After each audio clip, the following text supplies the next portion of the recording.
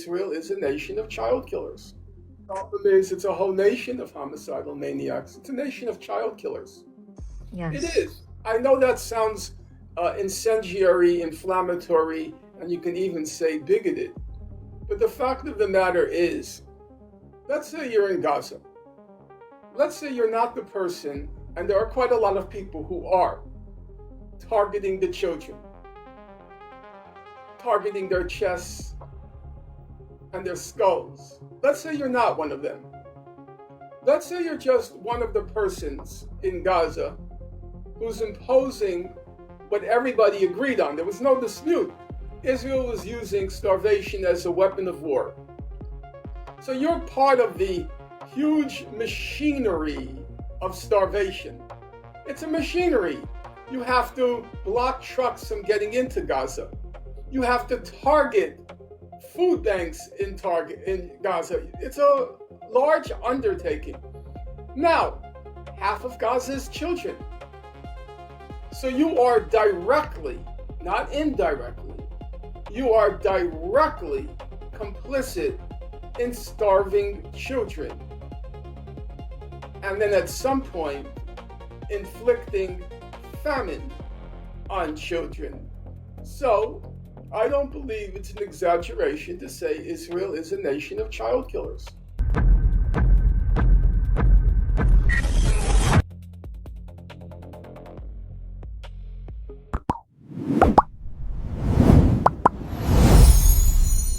Dr. Norman Finkelstein received his doctorate from the Department of Politics at Princeton University. For many years, he taught political theory and the Israel-Palestine conflict. His books have been translated into some 50 foreign editions. He has a new book that is just being released called Gaza Gravediggers that will be released on September 1st as well. This is his most recent book, up to date. Thank you so much, Dr. Norman Finkelstein, for joining us today. You're welcome. Thank you for having me. And thank you, Anthony, for joining us as well. We are absolutely honored to have you both joining us today. It is very, during these times that we are in, as we are witnessing what Israel is doing all over the world, both in Palestine as well as Syria and Lebanon, as well as dragging the United States of America into this war with Iran. I wanted to talk about the genocide. Many experts have concluded that Israel's actions in Gaza as constituting genocide, while others strongly dispute that characterization. Could you explain, Dr. Norman Finkelstein, we'll hear from you, and then Anthony, since you were on the ground in Gaza, why you believe the term genocide applies and what evidence you think is the most important for our viewers to understand? Well, I think that's a good question. It could take a very long time to give an answer. Right now, the South African government has submitted what's called a memorial, a 750-page memorial with 4,000 pages of documentation to the International Court of Justice to document its claim that Israel is committing genocide. So there's, as I said, you can go on to eternity arguing the case.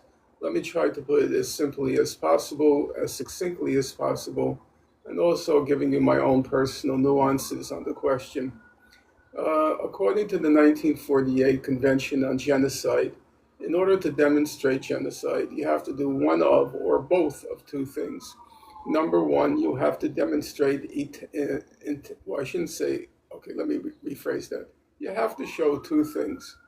Number one, that there was an intent to destroy in part or in whole a ethnic, religious, national, ethnic group, an intent to destroy an ethnic, religious, national, or religious group, ethnic, religious, national, or religious group, ethnic, religious, national, it'll come to me in a moment, group in whole Like or group of people. Yeah, group of people in whole or in part or a whole. And then you have to demonstrate that they have committed what are called genocidal acts. And the genocidal acts are listed in the listed in the Genocide Convention. Now, where does that leave us in the case of Gaza? First of all, Gaza is an unusual case because Israel was very forthright from almost literally day one in avowing genocidal intent. So let's take a few examples. Number one, Prime Minister Netanyahu, on two occasions in the first month, on two occasions, he invoked the following words. He said, "Remember Amalek." And as the Israeli Center for Human Rights in the occupied territories, B'Tselem, subsequently put it, every school child in Israel knows that when you say, "Remember Amalek," that what you're conveying is kill every man, woman, and child in Gaza. To repeat, B'Tselem, the Israeli Information Center for Human Rights in the occupied territories, it said every school child in Israel knows the meaning of remember Amalek. Then there was the defense minister at the time, Gallant, who said we will not allow any food, fuel, water, or electricity into Gaza. Well, given that Gaza has no resources on its own, to hermetically seal Gaza is, to put it simply, or to deny it food, fuel, water, or electricity, is effectively a death warrant. Then there's the president of Israel, who said that there's no distinction in Gaza between civilians and combatants. They're both the same. So you had a large number of genocidal, overtly genocidal statements. That's unusual, even in a genocide. If you take the classic case, it was come to be called the classic case, or come to be deemed the classic case, namely the Nazi Holocaust.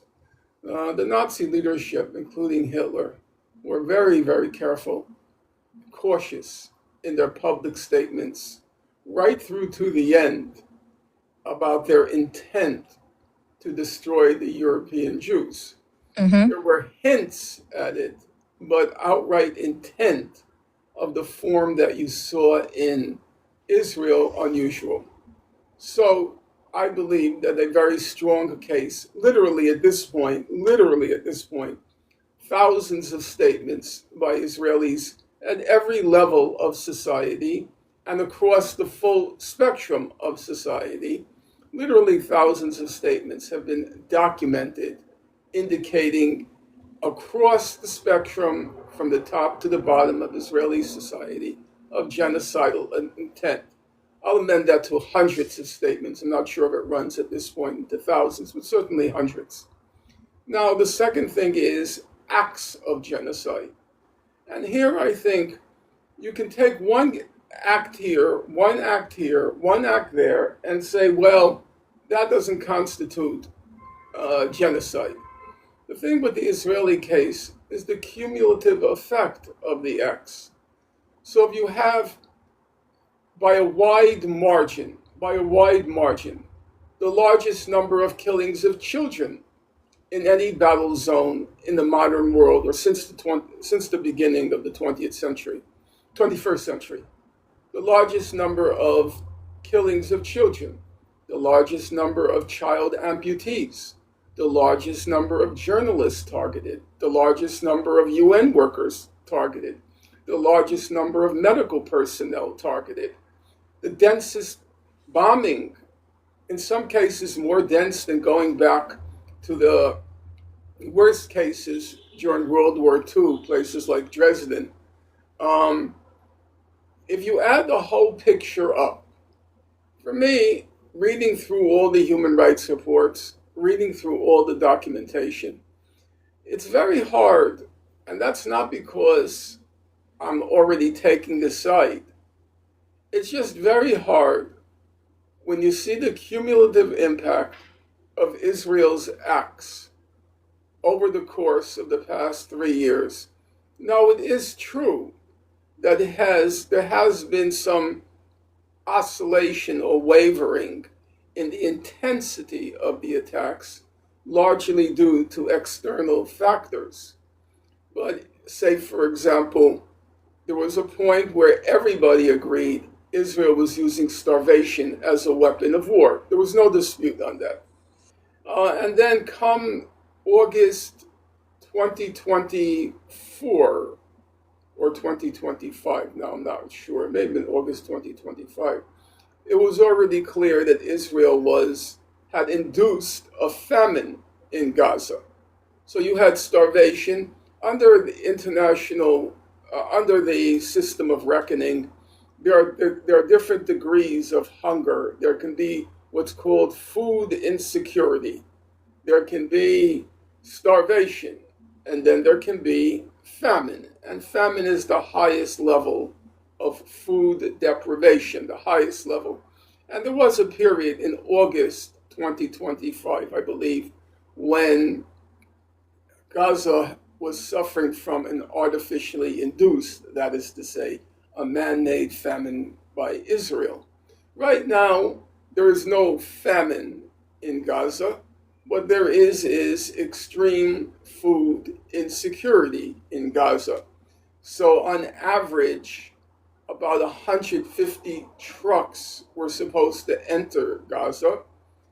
No, 150 trucks are supposed to enter Gaza each day. On average now, about 75 get through. So there is not yet famine, but there is extreme food insecurity. So there have been, as it were, ups and downs in this genocide. However, the overall picture, I don't think it can be denied when you look at each of the discrete measures and then look at the cumulative effect. I only looked at life. I didn't look at destruction of property. 92% of Gaza's homes have been destroyed, severely damaged or destroyed. That's about 316,000 homes, or 325,000 homes are gone. And then the targeting of hospitals, the targeting of schools. So I never even, in what I just discussed, I didn't even look at the infrastructure, the targeting of electrical plants, water and sewage plants. When you add that whole picture up, I find it very difficult to reach any other conclusion than Israel has been waging a genocide in Gaza. I would only add one slight caveat. Caveat means a qualification. I don't believe their goal, their objective was genocide. Their goal has been clear from day one. They want everybody out of Gaza. They Mm-hmm. want Gaza Arab Rhine. The expression that the Nazis used was Judenrein, to make Europe clean of Jews. The Israelis want to make Gaza clean of its Palestinian population. So their goal was not genocide. Their means was genocide. They were going to destroy part or the whole of the population to assure or ensure that by the end of the day, Gaza would be cleaned out. If they fled or they were allowed to flee, I very much doubt Israel would pursue its program. But until and unless Gaza is emptied out, until and unless Israel will kill every man, woman, and child, and to boot, make, as was commonly said by Israeli officials, make Gaza uninhabitable. The people would have only two choices, as one of the senior Israeli officials put it, senior Israeli advisors. His name is Giora Eiland. He said they will have only two options: to stay and starve, or to leave. Two options: to stay and starve, or to leave. And until they leave, they will be the targets of an extermination plan. Now, before I go to Anthony, because as we know, he was on the ground, you know, you made a good point, that they want everybody out. Now, we do hear these claims that if Israel truly intended to eliminate Palestinians, it has the power to just nuke or use nuclear weapons to do so instantly. How do you respond to these types of claims and, you know, of this large scale violence versus the slow intent to get rid of them Because eventually? because people speak out of complete ignorance of politics. Let's take a current moment, namely the war in Iran. You can make the argument in abstract. If the United States really wanted to defeat Iran, it could just nuke it. And as Trump himself said, if you don't bow to my will, I am going to destroy all of Persian civilization. I am going to bomb it back into the Stone Age. Did he do it? Now, you can't say the US has a dearth of nuclear weapons. Obviously, it does not. It has a huge stockpile of them. Did it do it? Or take Iran. You know that Israel doesn't give a flying fig about an Arab life, a Persian life, or a Muslim life. I don't care. The only lives that count are Jewish lives. But Israel does have a stockpile of nuclear weapons. Why didn't it, on day one, just nuke Iran? Well, the answer is obvious. The answer is that even war does not unfold in the absence of political constraints. There are things you can do, and there are things you can't do, even in a war. And I'm not referring now to the laws of war, about which Israel and the United States obviously don't give a darn. I'm talking about political constraints. They can't do it.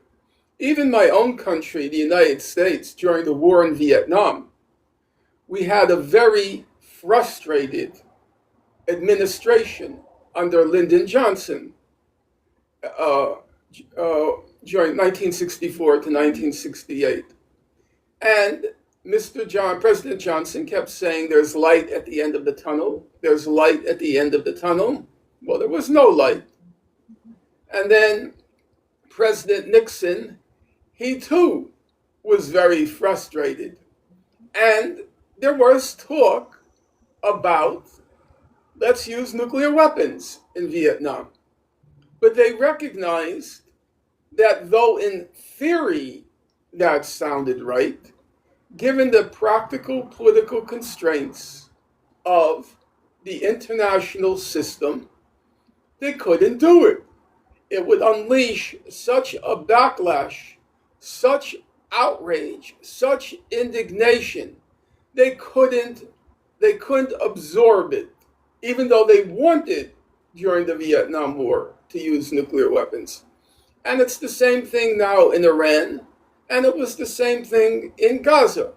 Already, the Gaza genocide by the end of the first year had evoked huge international outrage.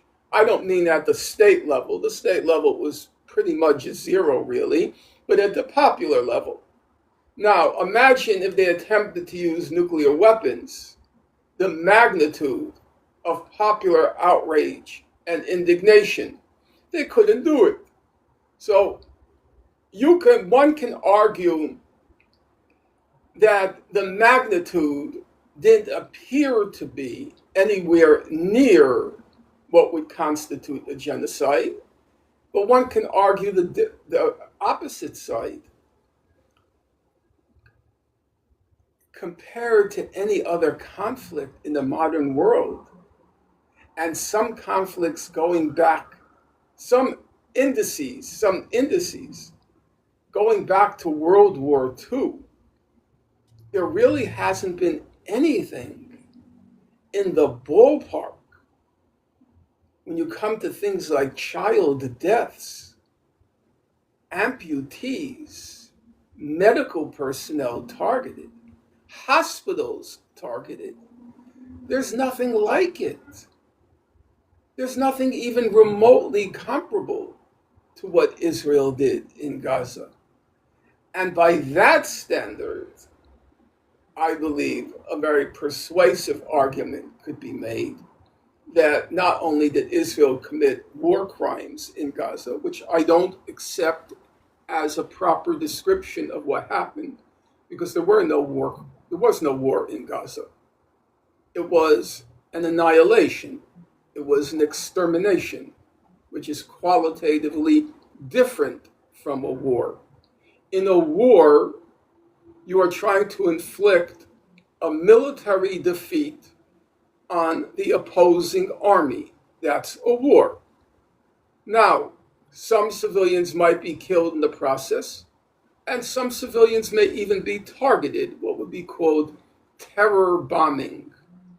But the essence of a war is the infliction of a military defeat on the opposing army. The essence of a genocide is, as the definition says, you're targeting the civilian population. which In we've a, been seeing. in a war, the civilian population is a byproduct or a secondary product. In a genocide, the military is a byproduct or a secondary product. You are targeting the civilian population. So I don't even believe it's correct to describe what happened and is happening in Gaza as war crimes. There is another level called crimes against humanity that begins to approach what's happened in Gaza. There is another category called acts of extermination that approaches what happened in Gaza. But I think in total, as I said, cumulatively, when you take each factor and put them together, I do not believe any plausible case can be made that it is not a genocide. And when you were talking about targeting civilians, Anthony, you were on the ground where you witnessed that. You witnessed the Palestinians being targeted by Israel in this game of Squid Games type of green light, red light, where they were targeting them as they were getting aid. Could you also elaborate on that and how Israel was targeting Palestinian civilians?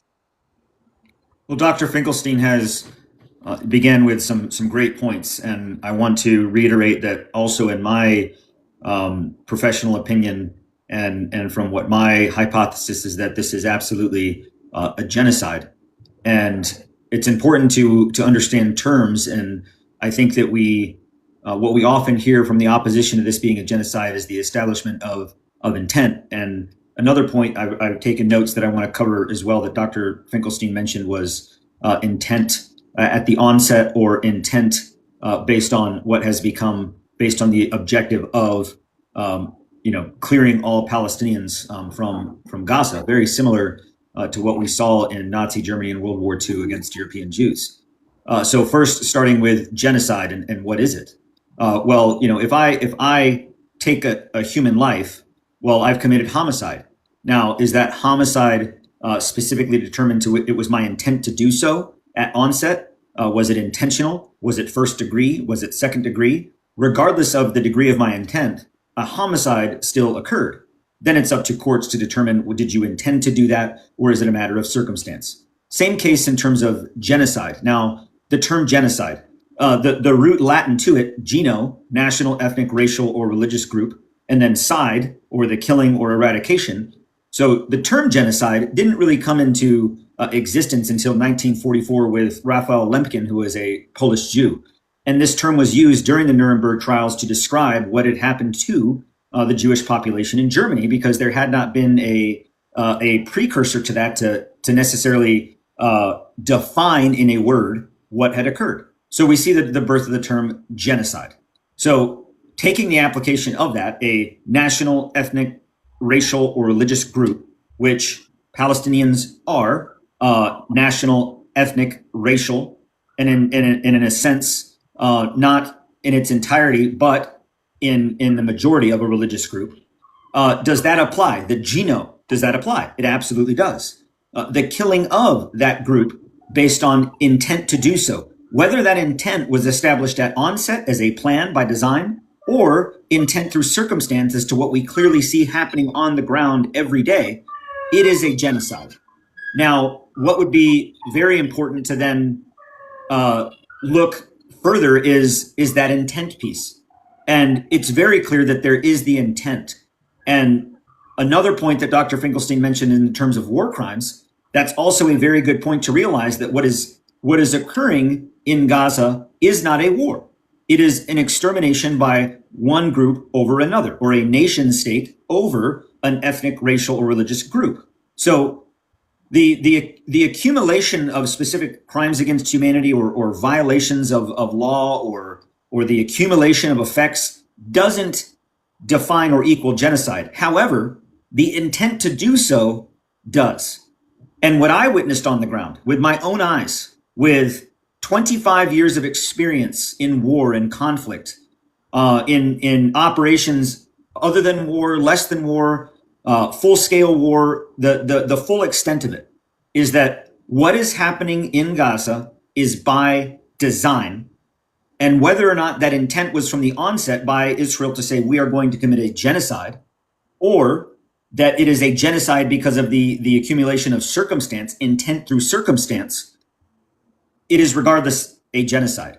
And what I witnessed on the ground in terms of the design reveals intent.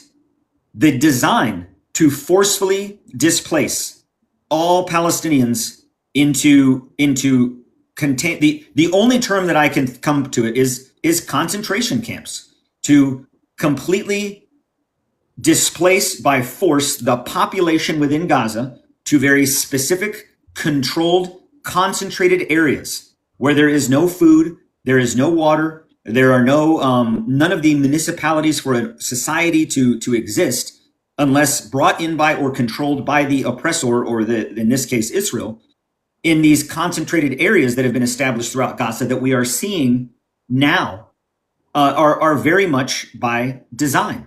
The design under the Gaza Humanitarian Foundation to act as the bait, the food to displace the population of, you have the choice, and as Dr. Finkelstein mentioned, the stay and starve or leave.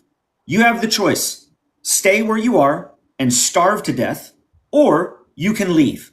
And when you leave, we are going to systematically bomb, destroy, exterminate everything that remains. And we can clearly see that on the ground in Rafah, in Tal al-Sultan, in Gaza City, in Beit Hanun, in Mawasi, where that is exactly what happened. And when I was there observing as a part of this, not as someone that studied it from outside or that took various testimonies and studied those, but someone that saw it with my own eyes on the ground and experienced it.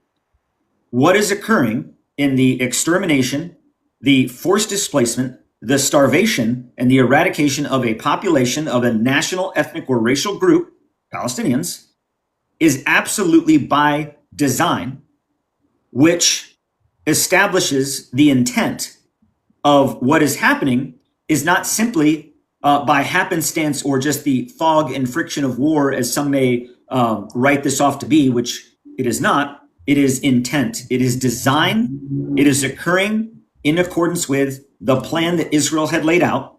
The Gaza Humanitarian Foundation was an integral part of that plan before they were dismantled and fell apart and no longer became viable because they couldn't hide the fact of what they were doing. So what we're seeing now, even more so, as the world has turned looking at everything that's now happening between the United States and Iran and the war with Iran and the further occupation into southern Lebanon, much of the world has turned their attention away from Gaza. And in that time, the Israeli forces in Gaza have now occupied nearly 90% of the landmass in Gaza, meaning everything but a very small percentage of land along the coastline where Palestinians are being further forced and concentrated to, is now the reality on the ground. And the bombing continues, the military operations continue, the starvation and the displacement and the further forced displacement with the option of starve and stay, or you can leave, that is continuing at even a more determined pace than we've seen over the last 3 to 4 years. So it is absolutely by design. It is absolutely an intent to do so. And again, to reiterate a great point that Dr. Finkelstein made, that perhaps the intent at onset was not genocide. However, the intent of the circumstances of the accumulative of what is happening is a genocide by definition. And we will see. It won't happen today. It won't happen tomorrow. But we will see in our time a reckoning, an acknowledgement of what is happening as a genocide. And there will be accountability because of voices like Dr. Finkelstein, because of the truth that we see every day, because of cases being brought forward like South Africa that will continue to pursue these cases. And some may say, well, the ICJ hasn't yet determined that it's a genocide, or they say that there's not enough evidence. That may be the reality right now, but there is ample evidence. And that evidence being brought forward in clearly establishing the intent, the design, and the effect of is unquestionable. It's a genocide. Yeah, and we also see we're seeing this this rhetoric that the journalists, that all of these journalists, Dr. Finkelstein, that have been killed are labeled as terrorists. You know, they're part of Hamas. All the journalists were part of Hamas. Everyone is Hamas. You know, the children are growing up to be Hamas. We're seeing this entire rhetoric that everyone there is Hamas. And that's why we've seen this influx and the most journalists killed in a situation, in a conflict or in a genocide. How do you respond to that, as we're seeing that no journalists are allowed in, there's no investigations that are being conducted, and then also the journalists on the ground are being killed by Israel in this term to say that they're terrorists? I've not followed the controversy closely because, frankly, it doesn't much interest me. But there is some controversy in the Committee to Protect Journalists about how do you classify a certain individual who is doing war reporting, and how do you distinguish between a professional journalist and a non-professional journalist who, for all anyone knows, may be a Hamas propagandist. And it seems that there's a small number who fall into this gray area of not being clearly identified or unambiguously identified as a journalist. As I said, it's a trivial number at this point. The number of bona fide journalists who have been killed in Gaza, for the number, it's something like every other, if you combine every other journalist killed in the war zone in the world, you still don't get the number for Gaza. So I don't think it makes any sense to get bogged down in these definitional quarrels that might affect a handful of people, the classification of a handful of people in Gaza. I really don't much care. There are a whole number of classifications and categories which personally I find repellent. So to take one that's been common in Gaza, it's to qualify the number of civilians killed by saying the number of women and children killed. Now, I get that that's a good first approximation, because women and children in the context of Gaza couldn't be combatants.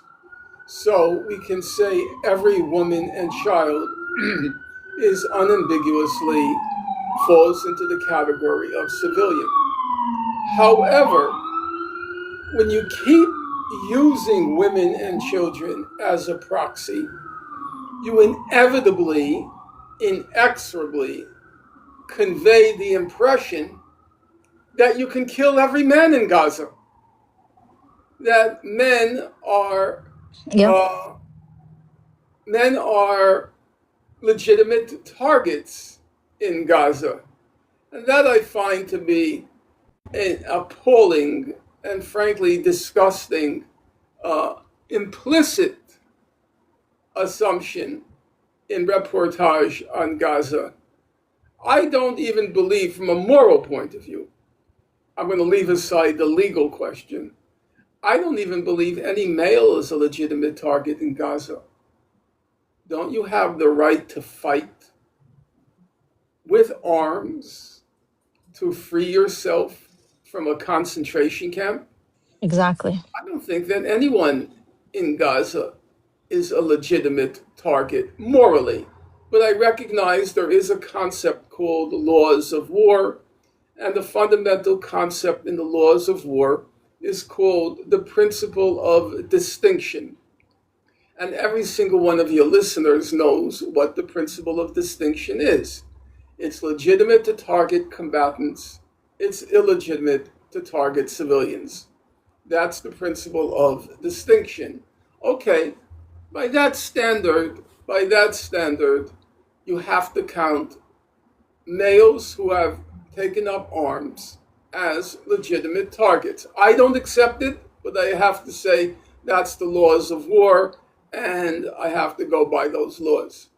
But having said that, let's be clear about one point.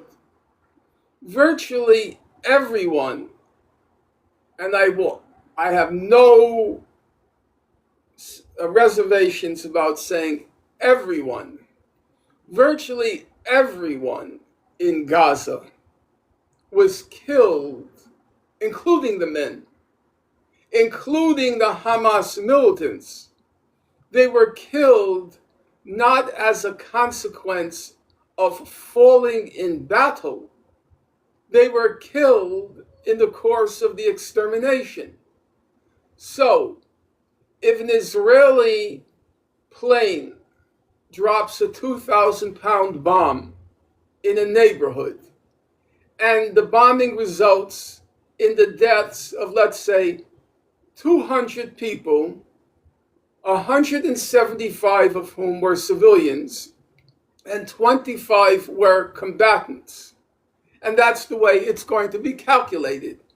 In the course of that bombing, 175 civilians were killed and 25 combatants were killed. But those 25 combatants weren't killed because they were militants. They weren't killed because they were combatants.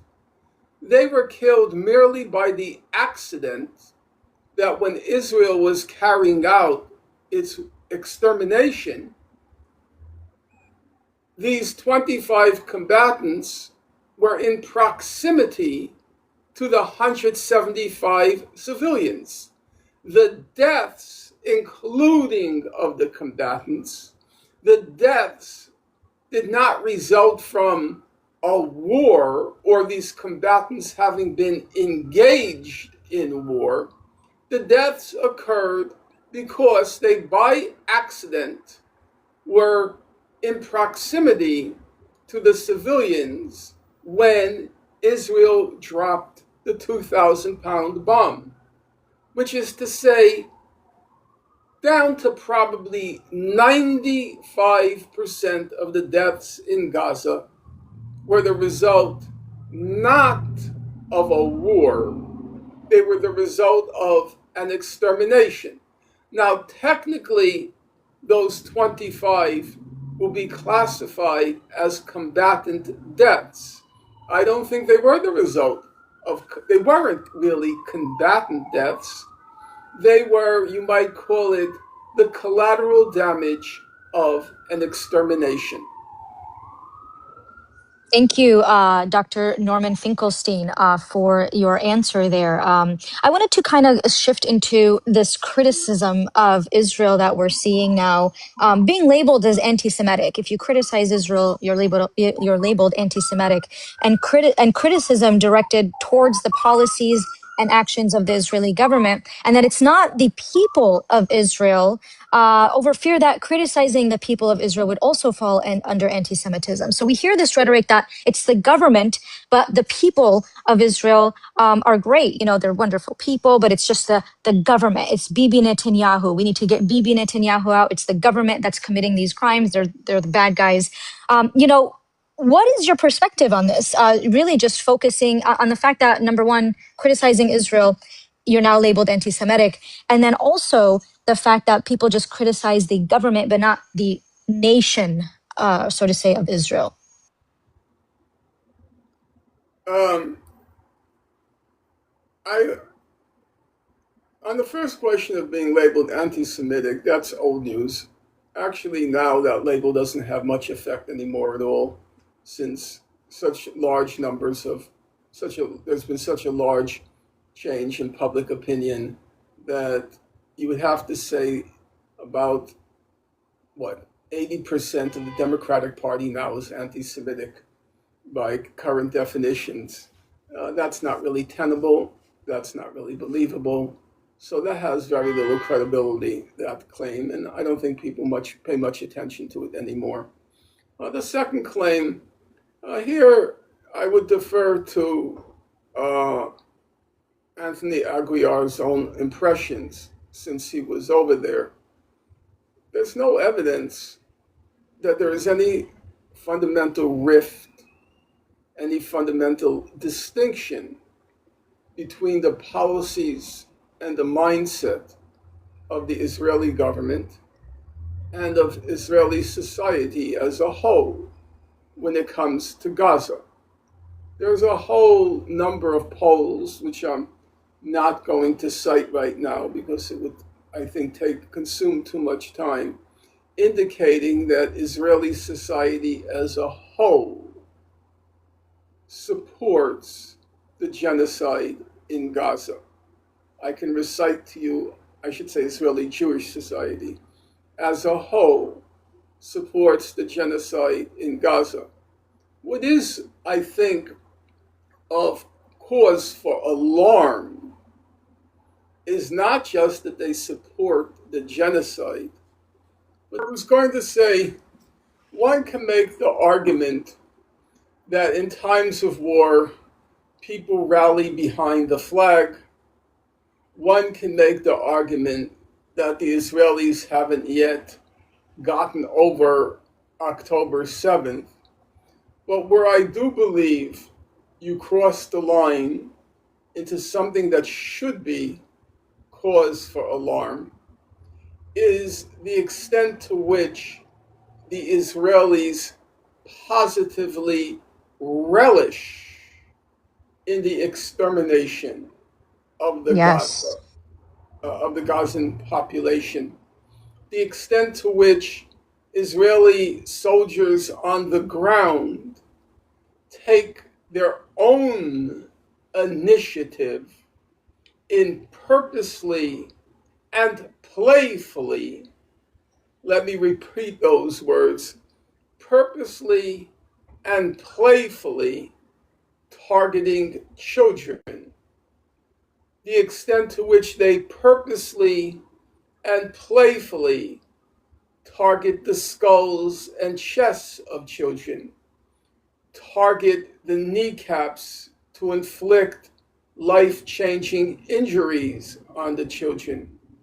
The second category, the first category is registered in deaths. The second category, namely inflicting life-changing injuries, is the number of amputees in Gaza.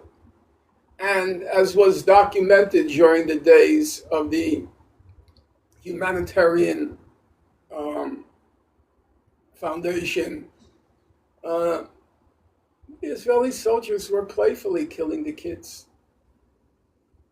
So the idea of confining this horror to Mr. Netanyahu is just, it's just absurd. Yeah, I believe you've described it before as a nation of, and correct me if I'm wrong, homicide maniacs. Is that what you had described it as? Well, a leading weapons expert at MIT, uh, he described, and he's Jewish, by the way. He described uh, Benjamin Netanyahu as a homicidal maniac, and I said that's just part of the problem.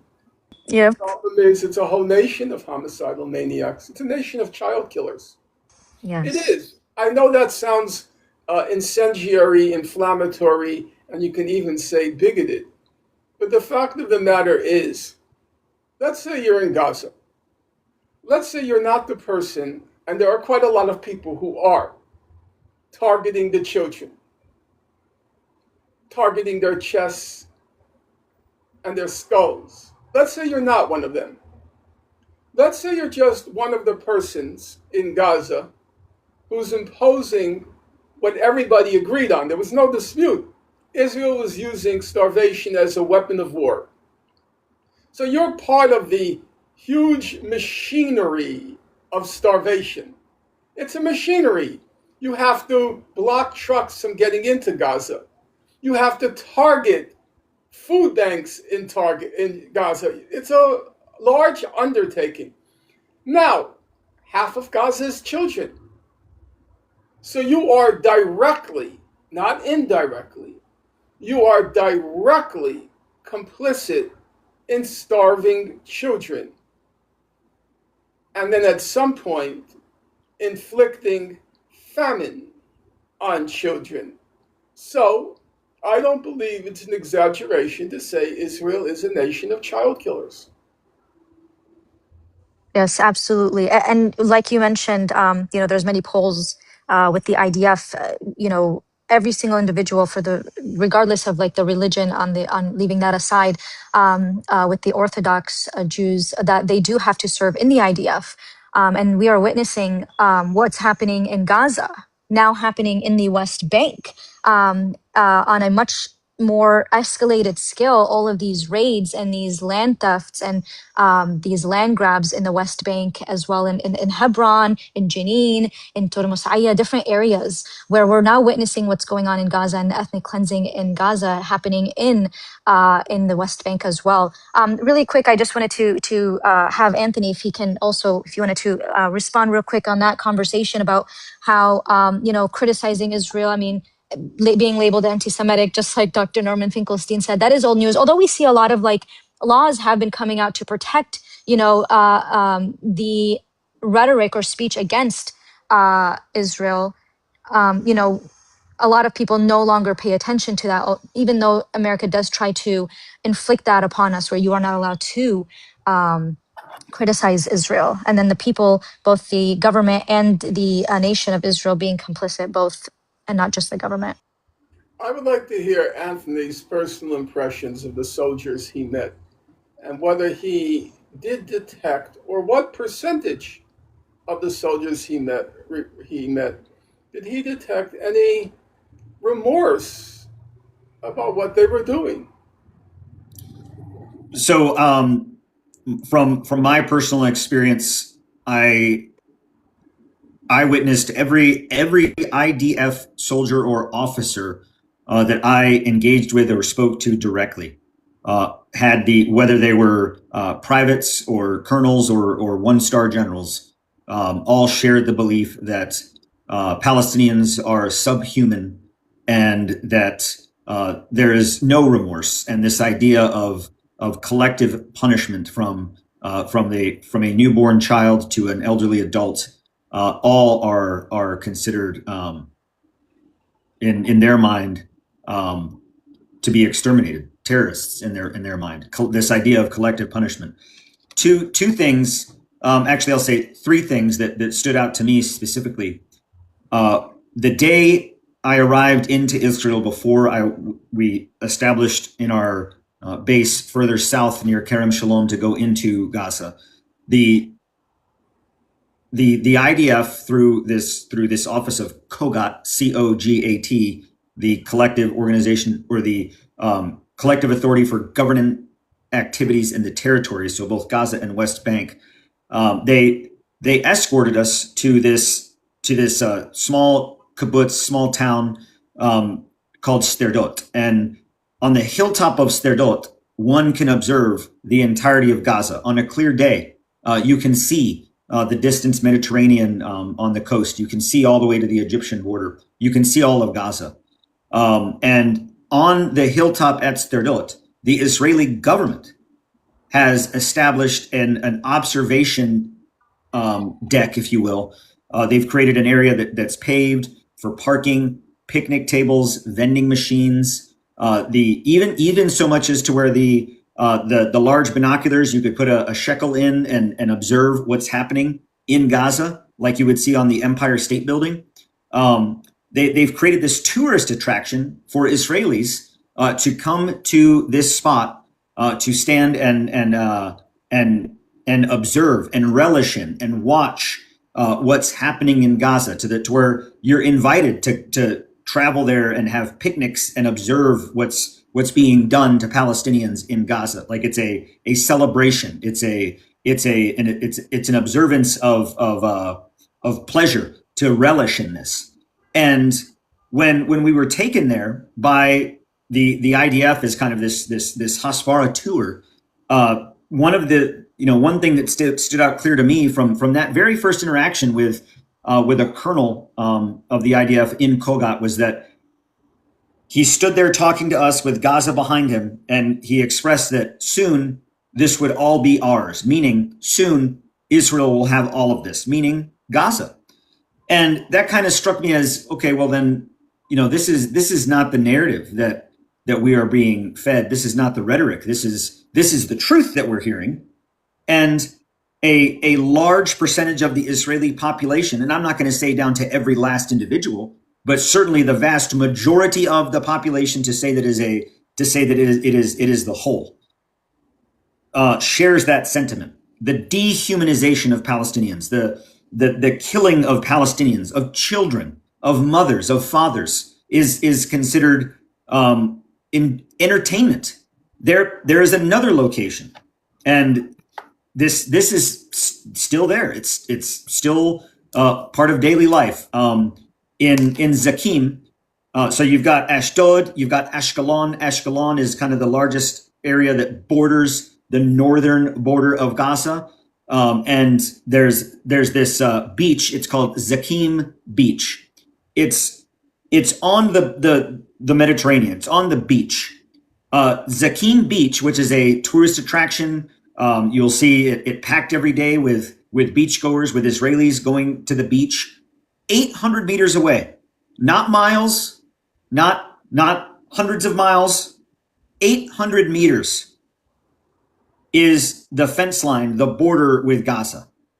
And there's a sports bar in Zakim, at Zakim Resort, where in this sports bar, much like you would go into a sports bar in the United States and watch a football game or a show, they have TVs with live CCTV footage from the cameras inside of Gaza, from the towers, but they also pipe in feed from IDF soldiers conducting operations in northern Gaza, showing killing, bombing, shooting, the shooting of children and leaving them in the streets to bleed out and die, shown on televisions in this sports bar where not one Israeli showed discontent or disfavor for that, but relished in it. So from my own personal observations from being there and talking and personally engaging with the IDF and members or Israelis within Israeli society,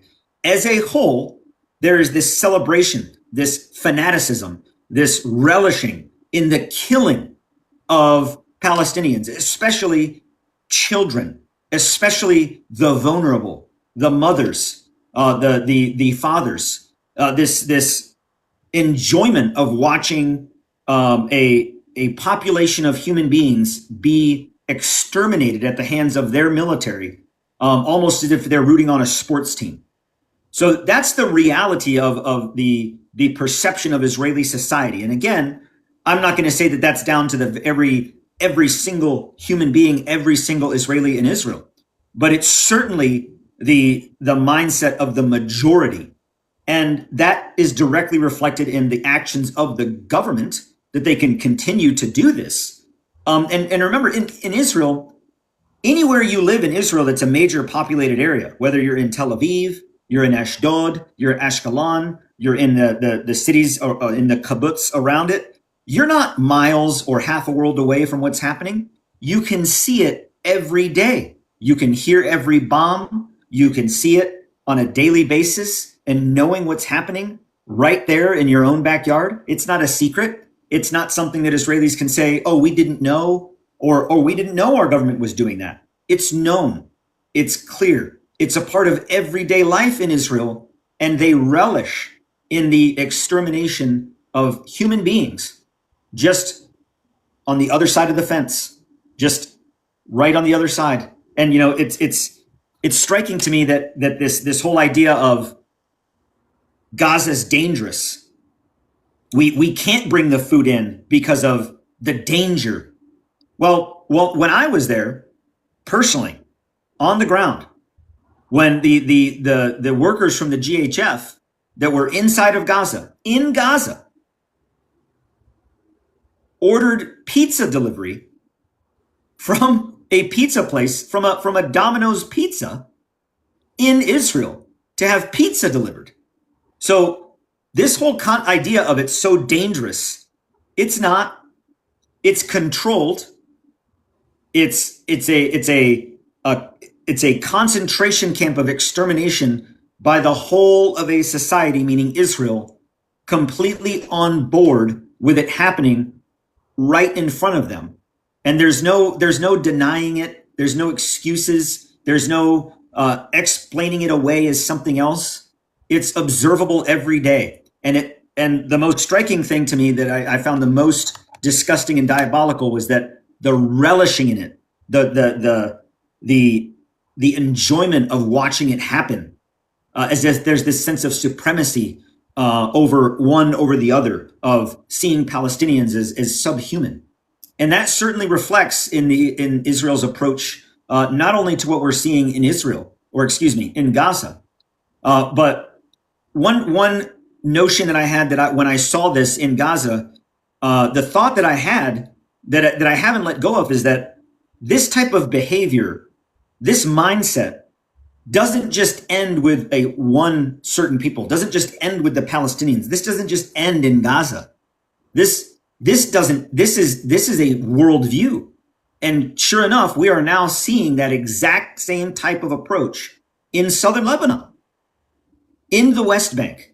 So when you see this mentality of a society that relishes in the death of other human beings, especially the vulnerable, the children, that is a sick society. There's something unwell about a society that sees the rest of the world that way.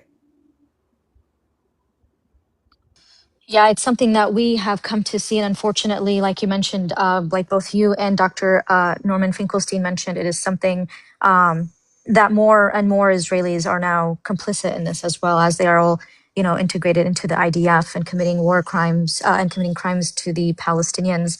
I wanted to kind of move and shift to the U.S. and Israeli military merger under the NDAA Section 219 that is now being sent to the Senate. It was just passed by the House. And I wanted to see in what ways, Dr. Finkelstein, do you think this alignment disproportionately benefits Israel while exposing the United States to more strategic, political, and moral costs?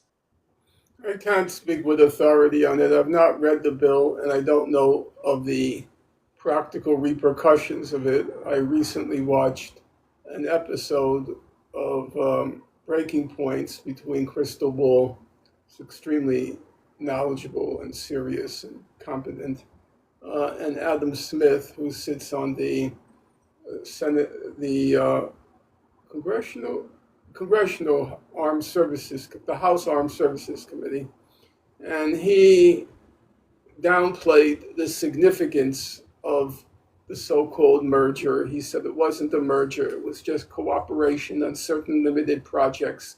And I'm not in a position, having not read the bill, I'm not in a position to uh, render judgment on it. What I think one can render judgment on is a very basic fact.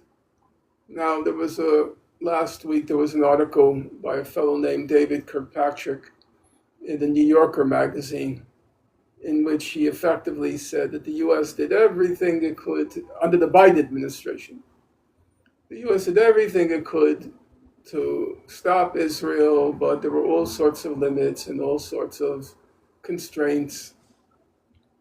And there was one line in the article which sort of put the lie to the whole article. 70% of Israel's weapons during the Gaza genocide came from the U.S. On any day, they could have just said, no more weapons, game over.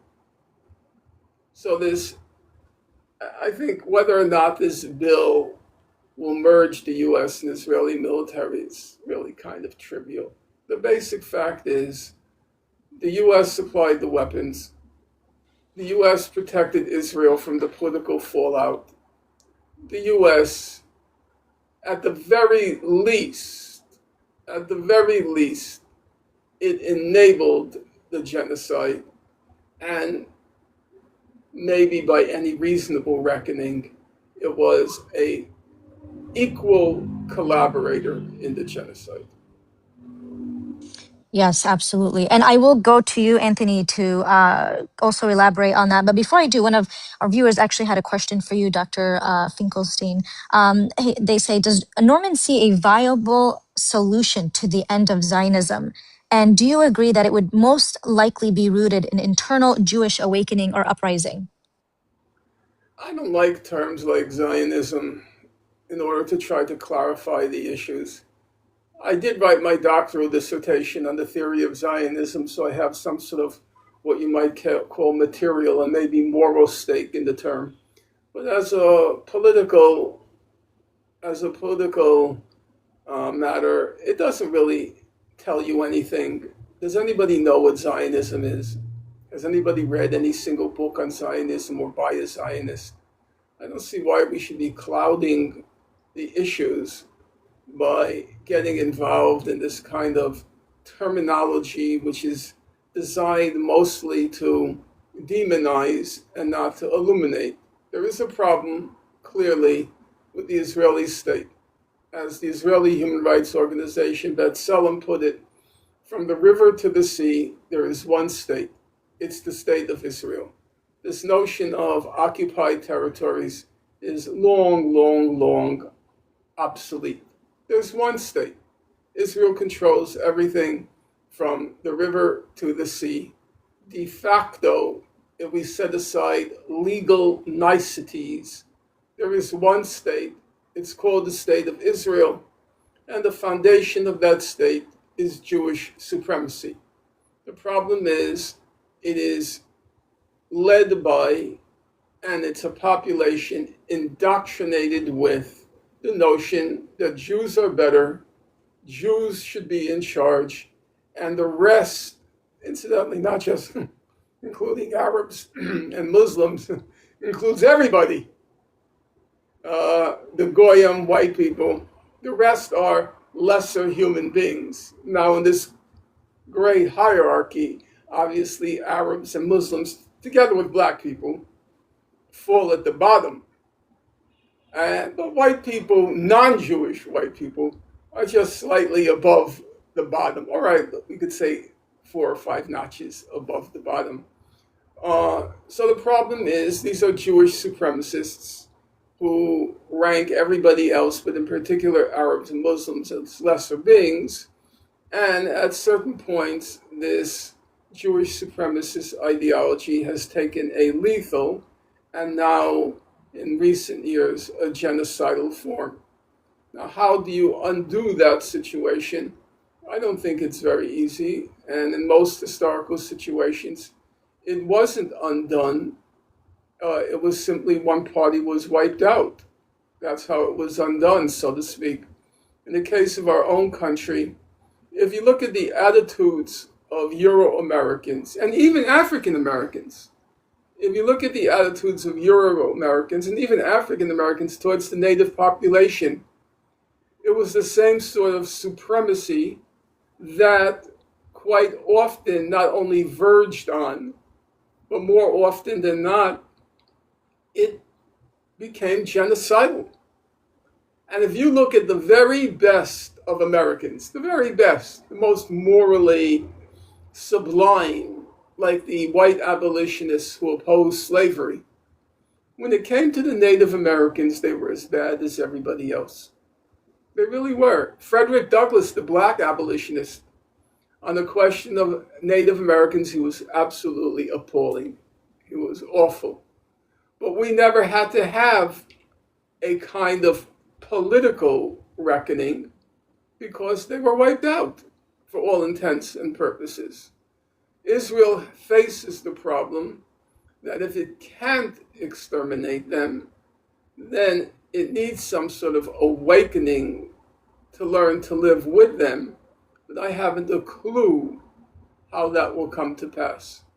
In Germany, they didn't need awakening to come to live with the Jews after World War II.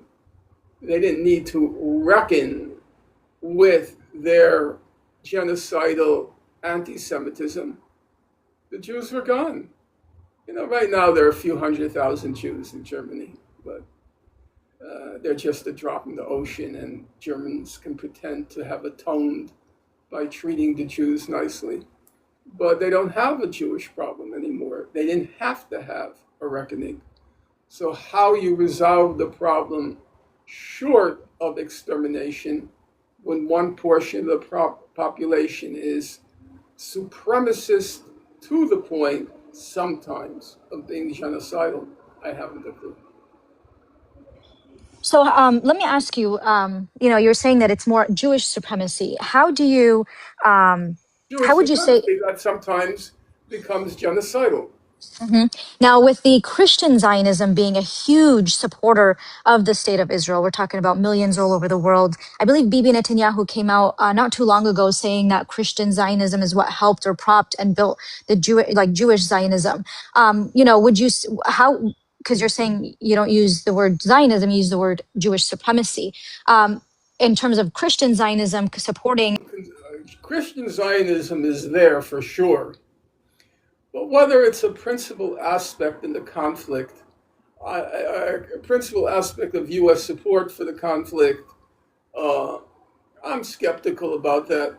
You can have an item on your agenda, but it's not at the top of your agenda.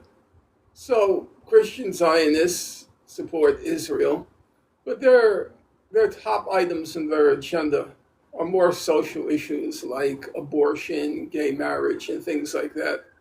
They don't really invest a large part of their communal resources or communal energies in the question of Israel. Obviously, there are some, like Mike Huckabee, who's a complete lunatic.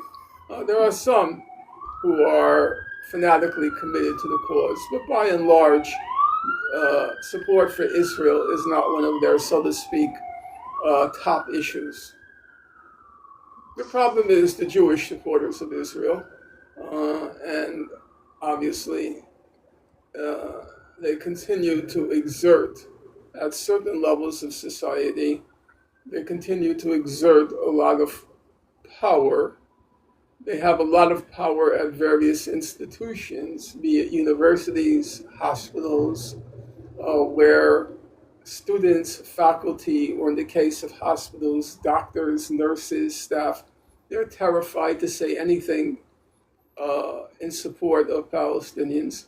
But on the other hand, it's interesting to watch that whereas universities used to be considered the bastions of freedom of thought, there's now a lot more freedom in the electoral arena. In fact, in the electoral arena, you can win on a strong platform attacking Israel and supporting the people of Gaza. In fact, in certain electoral races, many actually, supporting Gaza and opposing Israel, it not only doesn't sink your campaign, it buoys your campaign. It helps your campaign. So, in the electoral arena, even though the other side is pouring in tens of millions of dollars as they're currently doing in the uh, Michigan gubernatorial election, and as they did with Zohran Kentucky. Mamdani in New York, still there's sufficient freedom of speech that you can get your message across. In college campuses, you can't get any message across now. You can't speak on the subject. Everybody, it's a reign of terror on the college campuses. Thank you, Dr. Norman Finkelstein. And Anthony, like I mentioned about the integration of the U.S. and Israeli military, how is that a more of a threat to the United States and a more of a gain for Israel? Yeah, the interview that Dr. Finkelstein, I watched that as well, and I encourage anyone to watch that to get kind of a succinct explanation from one point of view. Adam Smith is in the House of Representatives. He's a representative of the 9th District of Washington, and he kind of explains this initiative in his words. It's interesting to hear, at least. But the resolution has passed in the House. This is so in terms of the House resolution version of the National Defense Authorization Act, which the Defense Technology Cooperation Initiative between the U.S. and Israel was part of Section 219. It started out as Section 224. That's what everybody was talking about, Section 224, Section 224. After Ro Khanna and Thomas Massie provided an amendment to take that out of the House resolution, the House Armed Services Committee then changed it from Section 224 to Section 219 as a way of subterfuge, as a way to confuse, as a way to trick people. But it's still in the House resolution as Section 219, and that passed. It is now on the floor of the Senate as Section 1217. So if anyone has any interest in clearly understanding and knowing the truth from what you read with your own eyes, read Section 1217 of the Senate NDAA. It's not long. It'll clearly explain to you what this is. And it is something that all Americans should be very concerned and fearful of in terms of our sovereignty and our security, because to say that it is a merger of our two militaries, that's easily explained away by any proponent that supports this initiative, because it really isn't at face value. It's worse than that. It's not only a merging of, it is giving, in a way, dominancy or control to Israel within the United States military-industrial complex, because the U.S.-Israel Defense Technology Cooperation Initiative doesn't just merge the military in terms of tactical forces, in terms of fighting forces. Where it merges is at the organizational and institutional level of the very things that give authorization to the U.S. military to spend money, the executive agency. What this initiative, which is now passed as a bill in the House and is very likely, all they need is 60 in the Senate, and they're already there unless there's a change that happens in the next week, which is why there's so much concern over every Republican seat in the Senate, which is why the death of Lindsey Graham had an impact on that voting number, because they need 60. They're there, but it's a thin margin. So what that will do is, what this bill in the National Defense Authorization Act will do is, it will then require by law the Secretary of War to appoint an executive agent over this industrial integration. An executive agent, that's congressional words for a secretary function. So Pete Hegseth, he is the executive agent of the Department of War. Marco Rubio, he is the executive agent of the Department of State. It's a secretariat function. So the United States is now proposing legislation into our National Defense Authorization Act that is going to, by law, appoint an executive agent to U.S.-Israel open and completely transformative technology sharing. So when you hear Benjamin Netanyahu say, well, we don't need to ask the US for money anymore. We don't need to ask them for this anymore. That isn't Benjamin Netanyahu taking a stance of Israel is going to go at it alone. What he's saying is true in the fact that Israel doesn't have to ask anymore. If this passes the Senate and Section 1217 is part of the NDAA and passes successfully, which, like I said, it's very likely going to, Israel doesn't have to ask anymore. They will literally have their own line of accounting, their own checkbook directly into the National Defense Authorization Funds, which, remember, $1.55 trillion is the 2027 NDAA top line budget. 1.55 trillion. That's for 1 year of funding. Israel will have a line of accounting, an open checkbook through the U.S. Defense Technology Cooperation Initiative executive agent. So this is very concerning to an excellent point that Dr. Finkelstein made about over 70% of the implementation of this genocide, the bombs, the bullets, the political coverage, the backing, the support is coming from the United States. So to have an executive agent specifically working on not pretend anymore, not speaking out of two sides of the mouth, but officially a representative that represents Israel's interests in our executive agency of the U.S. government will now have open access to anything and everything that's needed in terms of bombs, technology, drones, AI, machine learning. It's very concerning, and it's already passed the House. It's already passed, and though by a thin margin, the Senate is likely going to get it 60. And this is going to be part of the National Defense Authorization Act starting 1 October. Yeah, I think it's very concerning, and more people are shedding light on this. That's why we talk about midterms, and we've talked to Anthony several times about voting our way out of this, or how important midterms are in these upcoming months to really shift this integration and this interest of Israel with AIPAC into our governments and our society in the United States of America. With John Kiriakou being with us last time, saying it goes as deep as AIPAC being into our school board. So it is integrated in every aspect of our lives here in the United States of America. So we are seeing a complete change and shift. The other day, CNN posted the poll numbers that the shift just from 8 years, from 56% supporting Israel to now Israel having a negative 16% based off of all of the different polls that they have put together, including Fox News. Dr. Norman Finkelstein, let me ask you, we're seeing this board of peace being implemented and being put together, and we saw that Hamas has stepped down as the governing body. What is your thoughts on the Board of Peace and this assessment, to administer Gaza through a new executive leadership? And we saw Ben-Gvir celebrating that we have taken Gaza, we're at 70%, and we're going to take the rest of it. And now they're getting ready to implement these 3 new settlements, amongst many others, here in the near future. What this Board of Peace plan that we keep on hearing, many people have questions about it. What are your thoughts on it? Okay, this will be my last question because I have some business to attend to. There is no Board of Peace.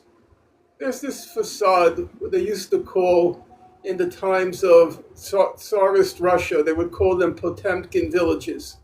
A Potemkin village meant whenever the Tsar went on a tour of the countryside in Russia, they would create these ideal villages, they would physically construct them, and they were wholly unrepresentative of life in the Russian countryside. And out of that came the expression a Potemkin village.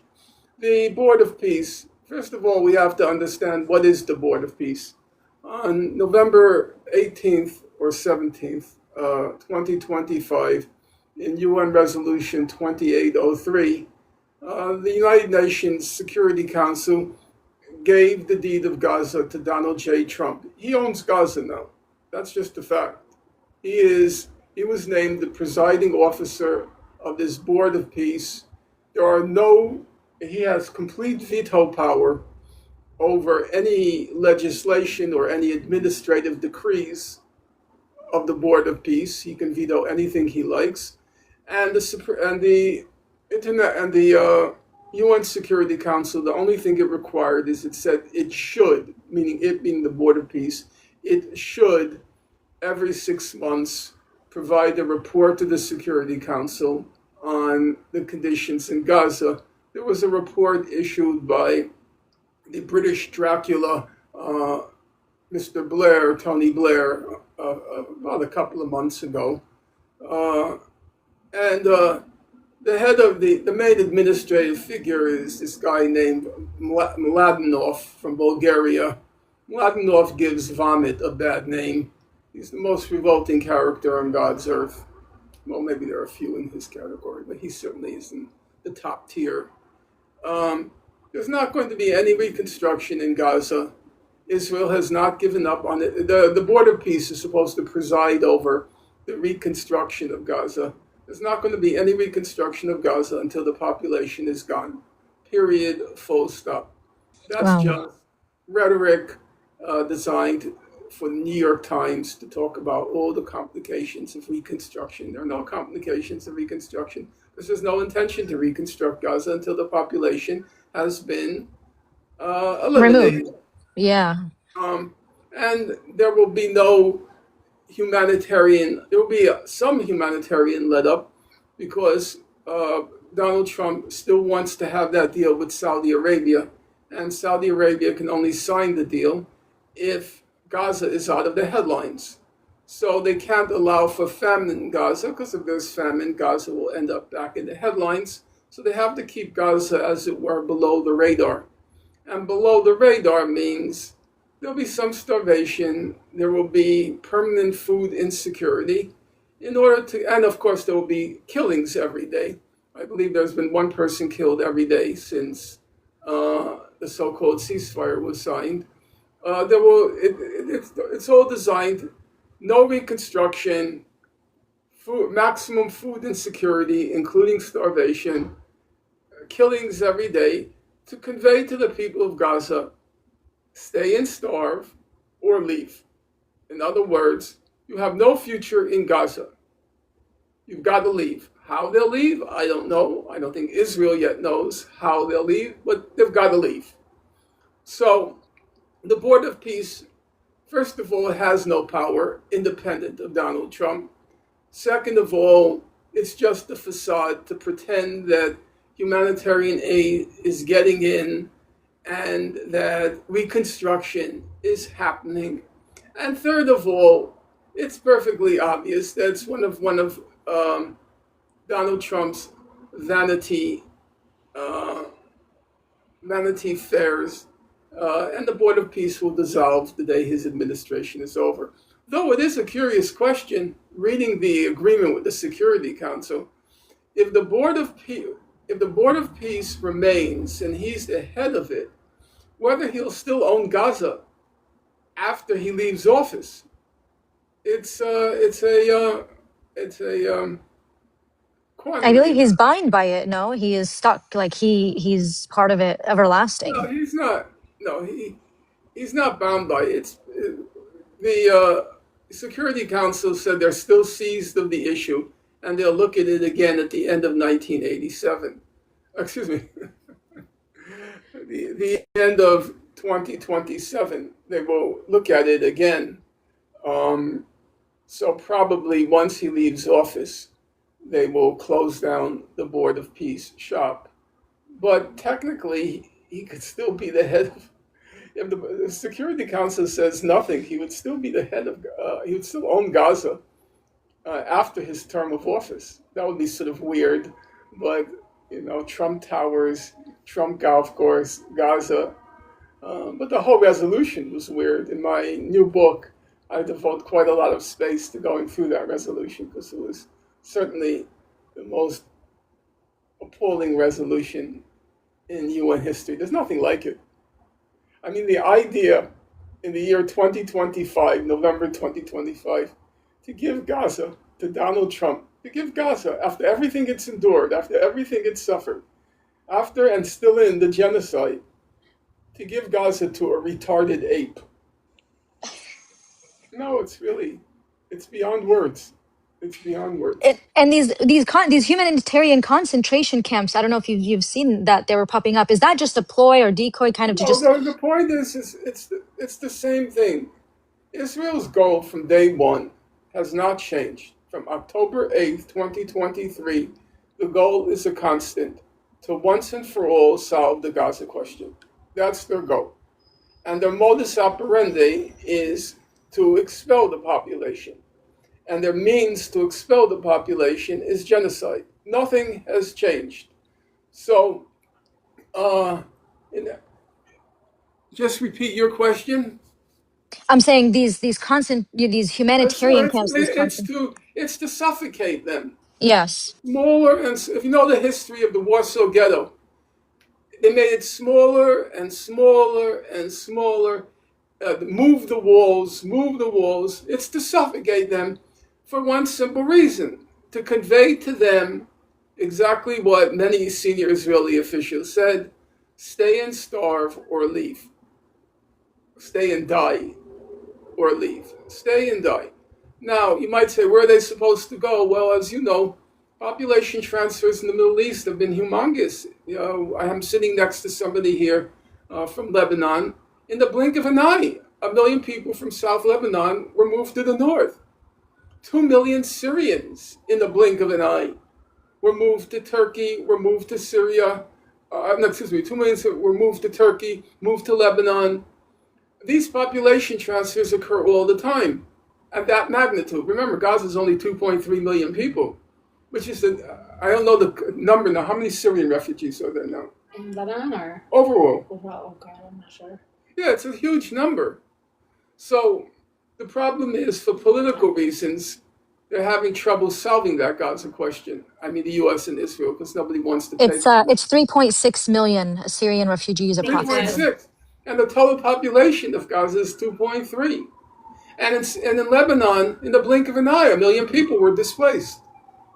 So that happens all the time. The problem is opening your doors to Gazans is toxic politically. And that's been a problem for the U.S. and Israel. But the goal is the same. You suffocate them. Narrow the walls.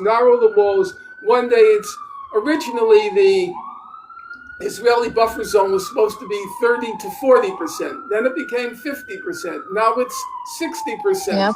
or 70%. They are going to suffocate them until, by hook or by crook, they find a way to leave. That's the goal. Thank you so much, Dr. Norman Finkelstein, for joining us. It's been an absolute honor, and we are just honored by your presence. Thank you again. Your book release is September 1st, correct, for the Gaza Gravediggers? Gaza's Gravediggers. Yes. Gaza's Gravediggers. Okay, thank you so much. Thank you again, Professor Finkelstein.